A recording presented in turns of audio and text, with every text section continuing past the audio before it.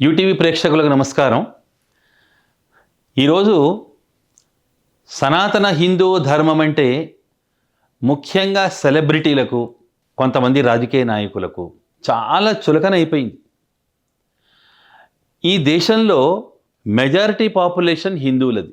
అటువంటి హిందూ ధర్మాన్ని, హిందూ దేవీ దేవతల్ని రోజు మీడియాలో ఎవరో ఒకరు అవమానించకుండా ఉండడం లేదు ఈ మధ్యకాలంలో. అంటే ఏంటి పరిస్థితి? ఓట్లేయడానికేమో హిందువులు కావాలి, హిందువుల ఓట్లతో వీళ్ళు గెలవాలి, కానీ హిందూ దేవుళ్లతో వీళ్ళు జోక్స్ వేయడం వాళ్ళ మీద. ఈ మధ్య తెలంగాణ గౌరవ ముఖ్యమంత్రి గారు, నవ యువకుడు రేవంత్ రెడ్డి గారు హిందూ దేవుళ్ళ మీద చేసిన కామెంటు ఎంత దౌర్భాగ్యమైనది అంటే, నిజంగా being as a Hindu, Revanth Reddy గారు కూడా ఒక హిందువే. ఆయన ఒక హిందూ కుటుంబంలో జన్మించినటువంటి వాడే. పైగా ఆయన జాగృతి లాంటి పత్రికల్లో పనిచేశాడు, పైగా ఏబీవీపీ ఆర్ఎస్ఎస్లో పనిచేశాడు. ఏమైపోయిందయ్యా నీ సంస్కారం రేవంత్ రెడ్డి గారు? నీవు ఉన్నటువంటి మతాన్ని, నీ దేవుళ్లను తిడితేనే నీకు ఎంఐఎం వాళ్ళు సపోర్ట్ చేస్తారా? ఈ రాష్ట్రంలో ఉండే ముస్లిమ్స్ని ఓటేస్తారా? ఎందుకండి ఆత్మవంచన చేసుకొని బతుకుతున్నారు రాజకీయ నాయకులారా? ఈ మాట నేను హిందూ దేవుళ్లను దూషించే వారికి వర్తిస్తుంది, అందరూ కాదు.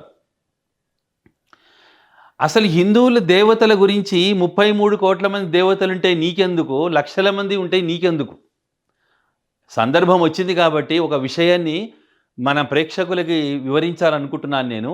33 కోట్లంటే 33 కోట్ల మంది దేవతలు కాదండి సనాతన ధర్మంలో ఉన్నది.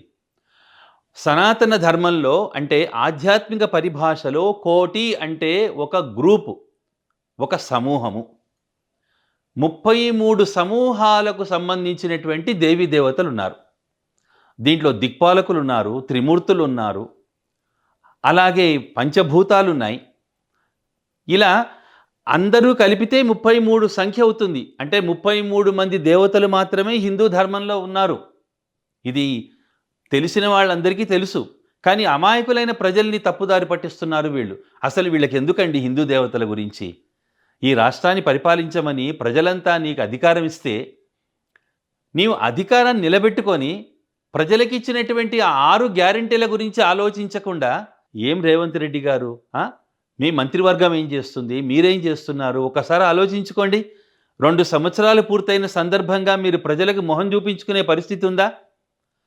ఎవరో హిందూ ధర్మాన్ని తిడితే మిగతా వాళ్ళు మీకు ఓటేస్తారని, ఇంకా ఓటు రాజకీయమేనా? స్థానిక ఎన్నికల్లో గెలవాలని, స్థానిక ఎన్నికల్లో ఉండేటువంటి క్రైస్తవ మహమ్మదీయ మిత్రుల యొక్క, సోదరుల యొక్క ఓట్లను పొందాలని, ఎంతసేపటికి ఓటు రాజకీయమేనా?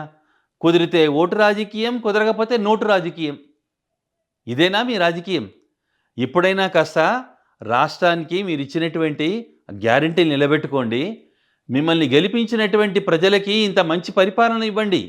గతంలో 10 సంవత్సరాలు ఒక పార్టీ దోచుకుందని అంటున్నారు కదా, మళ్ళీ అటువంటి వాళ్ళు చేసినటువంటి పనులను మీరు సవరించండి. ప్రజలకు మంచి పరిపాలన ఇవ్వండి. ప్రజలంతా మీ నుంచి ఆశిస్తున్నది అదే.